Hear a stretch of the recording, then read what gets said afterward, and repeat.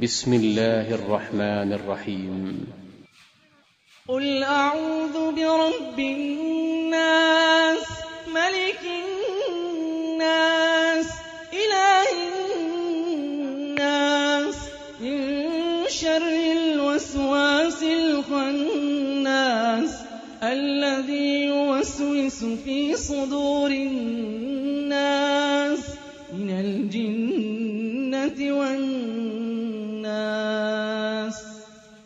Assalamualaikum warahmatullahi wabarakatuh. Alhamdulillah wa syukrulillah la haula wala quwata illa billah. Saudara-saudaraku sekalian, muslimin wal muslimat rahimani wa rahimakumullah. Alhamdulillah, kita bersyukur pada Allah Subhanahu wa taala pada kesempatan siang hari ini bisa bermuajah berjumpa via online via MS Channel yang insya Allah senantiasa mengkaji, mengedukasi dan mencerahkan. Pada kesempatan kali ini di atas bukit nan indah ini saya akan mengajak saudara-saudaraku sekalian untuk ngaji tafsir Al-Quran surat Ali Imran ayat 14. Baiklah, sebelum kita kaji, marilah kita dengarkan terlebih dahulu lantunan ayat surat Ali Imran ayat 14. A'udzu billahi minasyaitonir rajim. Zuyyina lin-nasi hubbus syahawati minan nisa'i wal banin wal qanatiril muqantarati minadh dhahabi wal fiddah wal khailil musawwamati wal an'ami wal hars. Dzalika mata'ul hayatid dunya. Wallahu indahu husnul ma'ab. Ya, marilah kita artikan ayat ini. Ya. Zuyyina, dibuat indahlah, linnasi bagi manusia, hubus sahawati, rasa cinta, rasa tertarik, ya, minan nisa'i terhadap wanita.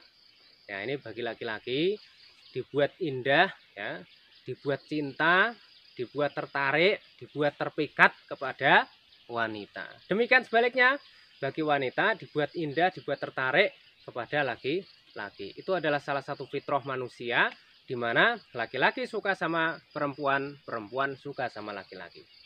Itu yang pertama. Zuyyina linnasi hubus syahawati minan nisa. Kemudian yang kedua, ya, wal banin, dan anak-anak. Yang ketiga, wal konatiril muqantarah, ya, dan terhadap harta yang banyak, ya. Minadz dzahabi, yaitu berupa emas, wal fiddati, dan perak, wal khailil musawwamah, dan kuda yang memiliki tanda khusus, atau bisa dikatakan kalau zaman sekarang adalah mobil yang bermerek. Kalau zaman Nabi itu belum ada mobil, maka yang digunakan dalam ayat ini adalah khailil musawwamah, kuda yang memiliki tanda, artinya kuda yang istimewa, ya. Wal an'am, dan binatang ternak, ya. Wal hars, ya, dan suatu perkebunan, ya. Itulah dzalika, itu semua mata'ul hayatid dunya, ya, hiasan kehidupan dunia. Wallahu, dan Allah indahu, di sisinya, husnul ma'ab, sebaik-baiknya tempat kembali. Nah, itulah saudaraku sekalian, terjemahan dari surah Ali Imran ayat 14. Baiklah, sekarang kita akan kaji, ya. Di dalam barisan pertama dari ayat itu ada kata zuyyina, ya, dibuat indah, ya. Ini adalah suatu cobaan dalam kehidupan kita, ya, linnasi bagi manusia, ya, bagi laki-laki, ya, hubus syahwati, cinta kepada, ya, an-nisa, wanita. Bagi perempuan, cinta kepada laki-laki. Ini adalah fitrah, dimana kita tahu bahwa ketika seorang, ya, sudah menginjak remaja kemudian dewasa, maka rasa itu akan timbul, ya, dimana kita akan pasti yang belum punya jodoh itu pasti akan kesepian dan pengen segera mendapatkan jodoh, ya. Kemudian bagaimana mencari, dia berbagai cara digunakan supaya dia bisa dapat jodoh, ya. Maka satu pesan yang saya sampaikan kepada saudara sekalian, bagi yang belum punya jodoh, ya, marilah perbaiki diri Anda sebaik-baiknya, ya. Karena ya, jodoh adalah cerminan dari diri Anda sendiri. Kalau Anda baik, ya, Anda seorang laki-laki yang solih, ya, Anda seorang laki-laki yang bertakwa, Anda bisa menjadi seorang imam yang bertakwa, maka insya Allah jodoh Anda adalah seorang wanita yang solihah. Ya. Ingat bahwa wanita yang solihah itu adalah sebaik-baiknya hiasan dunia. Ya, dunia mata, ya, dunia ini adalah hiasan. Wa khairu mata'iha mar'ah solihah. Dan sebaik-baiknya hiasan dunia adalah mar'ah solihah, seorang wanita yang solih. Tuh ya, dalam memilih jodoh silakan sebelum Anda milih, ya, perbaiki diri Anda, maka Anda akan mendapatkan yang terbaik. Kemudian setelah kita memiliki seorang istri, ya, maka muncul fitrah selanjutnya. Apa? Sesuai dengan urutan walbanin, memiliki anak. Jadi seorang itu ketika sudah berkeluarga, maka akan timbul rasa, ya, kesepian kalau belum hadir seorang anak. Maka Allah anugerahkan seorang anak, ya. Dan anak yang kita harapkan ini adalah anak yang solih atau solihah, ya. Maka bagaimana, ya, yang harus kita lakukan supaya kita mendapat seorang anak yang solih dan solihah? Yang pertama, langkah pertama, perbaiki diri kita suami istri. Ya, jadi suami istri, ya, bagaimana caranya memperbaiki dirinya, memperbaiki ibadahnya, memperbaiki akhlaknya, memperbaiki segala-galanya dalam hidup. Berdoa, mohon pada Allah supaya diberi seorang anak yang soleh. Rabbi habli minas solihin. Rabbi, wahai Tuhanku, habli, berikanlah kepada kami minas solihin, anak-anak yang soleh. Nah itu doa-doa yang harus kita ucapkan, ya. Kemudian ada doa lagi, ya. Rabbana hablana min azwajina wa dzurriyyatina qurrata a'yun waj'alna lil muttaqina imama. Wa dzurriyyatina qurrata a'yun. Dan zuriyah kita, anak cucu kita itu akan menjadi qurrata a'yun, hiasan mata. Ya, betapa anak kita solih solihah, betapa anak kita sayang kepada kita, betapa anak kita perhatian kepada kita, mendoakan kita, sehingga anak akan menjadi aset bagi kita dunia akhirat. Karena seorang itu ketika sudah meninggal dunia, salah satu yang akan mengalir tiada putus-putusnya adalah doa anak yang solih atau solihah. Maka ketika Anda sudah menikah, ya, Anda ingin punya anak, ya, perbaiki diri Anda, maka anak Anda insya Allah akan menjadi anak yang solih dan solihah. Nah, setelah seorang itu memiliki anak, ya, maka yang diinginkan adalah bagaimana tercukupinya kebutuhan-kebutuhan itu. Maka wal qanatiril muqantoroh, dan harta yang banyak, ya, pasti kita akan memiliki keinginan supaya dapat harta yang banyak. Itu adalah suatu yang wajar. Orang yang ingin kaya itu wajar, ya. Jadi orang punya cita-cita jadi kaya itu wajar, ya.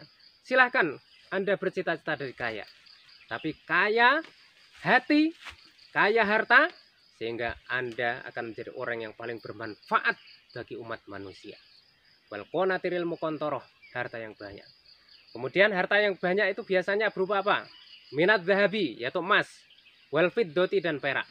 Mari kita urai hakikat dari dua hal ini secara harfiah supaya kita bisa mengerti.